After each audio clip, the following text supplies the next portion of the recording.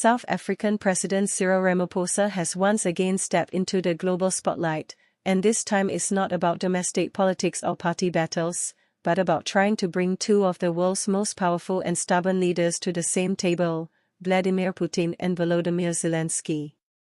Yes, you heard that right. Ramaphosa is pushing for what many thought was impossible, a meeting between the Russian president and the Ukrainian president, face to face, to talk peace.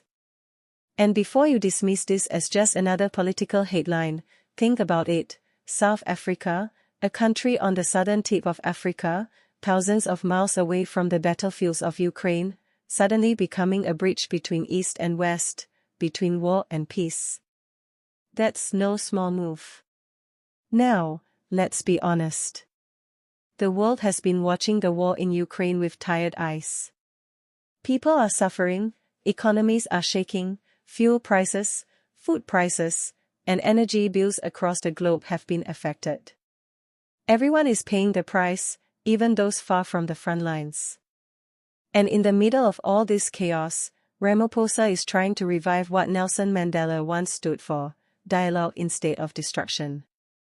Imagine if South Africa, with all its challenges at home, actually manages to host or push forward a historic moment where Putin and Zelensky look each other in the eye and start talking about peace. That would be groundbreaking, and it would put Ramaphosa's name in the history books forever. But let's not sugarcoat it, this is no easy task. Putin is a man who plays hardball and doesn't bend easily to international pressure. Zelensky, on the other hand, has stood like a lion for his people, refusing to compromise on Ukraine's sovereignty. The world's biggest powers, from the US to China, have struggled to bring these two men together. So what makes Ramaphosa think he can succeed? Well, maybe it's because South Africa has always prided itself on being neutral, on being a voice of reason when others take sides. During the Cold War, during apartheid, and even now, South Africa has tried to stand as a nation that believes in dialogue, not just bullets. Ramaphosa's idea is simple but bold: if the war drags on, the world bleeds with it.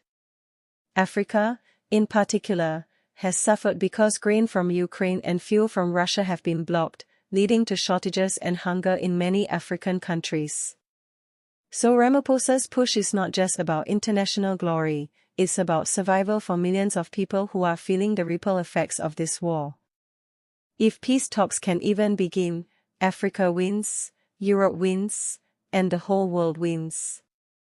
Of course, critics will say, Ramaphosa should focus on load shedding, corruption, and unemployment at home instead of chasing global headlines.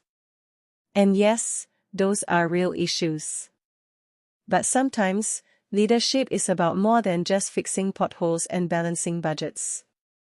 Sometimes, it's about daring to step onto the global stage and saying, we matter too. Africa has a voice. We can also shape the future of the world. So, whether this meeting ever happens or not, Ramaphosa is playing a risky but powerful game. If he succeeds, he will be remembered as the man who dared to bring peace where the world had failed. If he fails, well, he will at least have shown that South Africa is not afraid to think big, to dream beyond its borders. Now, here's the big question: do you think Putin and Zelensky would ever sit down in the same room because of Ramaphosa's push? Could South Africa, against all odds, really be the peacemaker in one of the world's deadliest conflicts? Let me know what you think in the comments below. And before you go, make sure you smash that like button, subscribe to the channel, and turn on the notification bell, because we bring you stories that go beyond the headlines, stories that connect Africa to the world. If you're tired of boring news and you want real talk, this is the channel for you. So hit that subscribe button right now, and let's grow this community of thinkers, dreamers, and changemakers together.